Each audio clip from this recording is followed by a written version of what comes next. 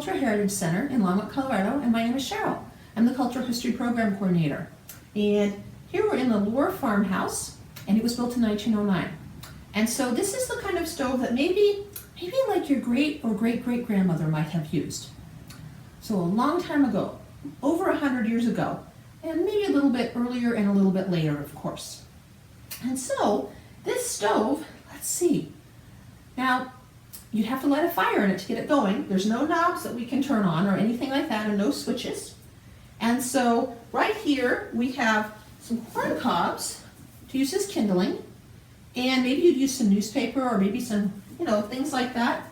We also have some coal, because this stove is going to burn coal, and that's the fuel it's going to use. So you would open up this door to start your fire, and you put some coal in there, you put some corn cobs in there, maybe some newspaper and a match, and light the match to get it going. And you'd let your fire warm for a while, maybe half an hour or so before you were going to get ready to cook. So kind of like preheating your oven nowadays. This part of the oven, it has a door and a handle, and you would open that. There'd be a rack inside like your oven nowadays, so you'd put your baked goods in there. So maybe if you're going to make a pie or a cake, you'd cook that in there.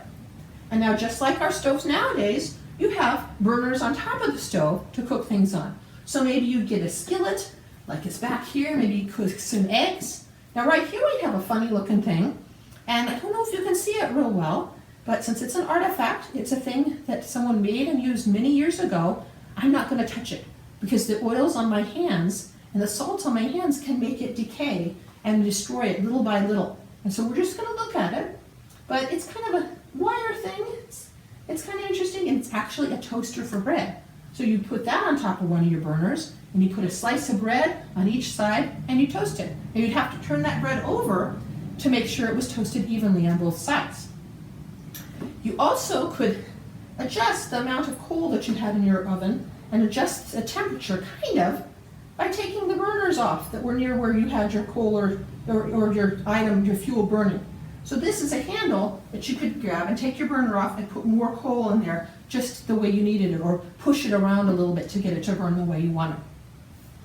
Now this oven also has warming ovens, and these are warming ovens up here. And so if you got your loaf of bread done, but it wasn't quite time to have dinner yet, then you could put it up in one of the warming ovens, and as long as the stove was hot and burning, the thing in the warming oven would stay warm as well. Now I have heard a long time ago that farm families used to put sometimes little baby pigs that were born too early, wrapped up in a blanket, maybe even in a little pan, and put it in the warming oven to keep it warm, kind of like an incubator. I have also heard that sometimes they did that once in a while with human babies that came too early, to keep them extra warm as well. Because of course, this part of the oven would not cook anything, it would just keep it toasty warm. And that would be good and keep it warm. Let's see, what else about our oven? Oh, something important for your oven. This green container up here says matches on it. That's your matchbox, because you needed matches to be able to light your coal and light your kindling on fire. There's a bottle up here that says black silk stove polish. Now your stove, it was important for your stove to look really nice. Your kitchen appliances, you were super proud of them. It cost a lot of money to buy them, and you had to save up for a long time to have nice things in your kitchen. And so you'd want this stove polish every so often when your stove was cool to put onto your stove to make it stay nice and black and shiny still, and look the same way it did when it was new.